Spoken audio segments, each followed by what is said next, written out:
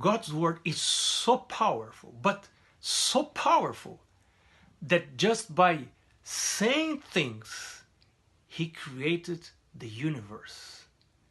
Ellen White says that if he would not specify the name of Lazarus when he called him from the grave, from the rock, all who have died will be resurrected at the sound of his voice. And you know what? When he created human beings, he also gave us power in our tongue. We have power to build up, and we have power to destroy our spouse, our children, people who are related with us. And something happens when we speak. And even the psychologists recognize that we can make prophecies, and they call that self-fulfilled prophecies, which means you can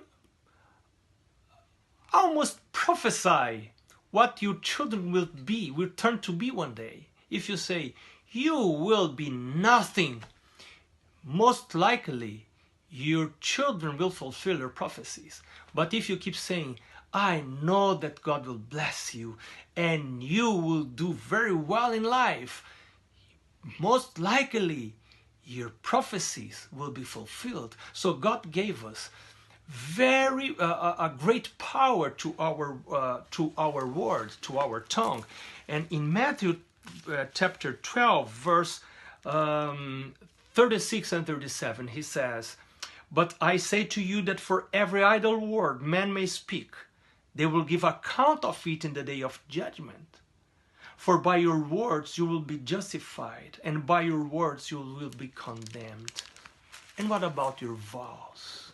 Some people fear to make vows, fearing not to be able to fulfill them. But you may trust in the Lord. Sometimes we sin if we do not vow something. I will give you an example.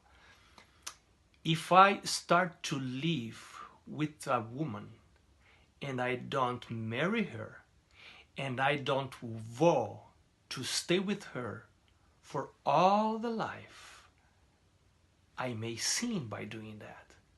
If I know about the truth of the Sabbath and in some point of my life I do not vow to keep the Sabbath, I will not keep it.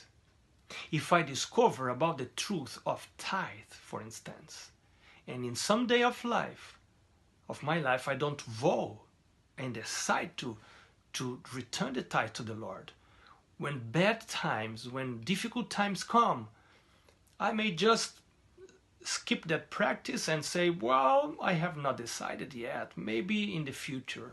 You know, sometimes not to vow it means that I am planning to sin if conditions are not ideal. So in this chapter, Numbers chapter 30, God is explaining the importance of vows and how he regards vows. May God help you, may God help me to keep our vows and to make them before the Lord. When we make vows, we don't make with the church, not with the pastor, but with God himself. May the Lord bless you as you renew your vows today. See you.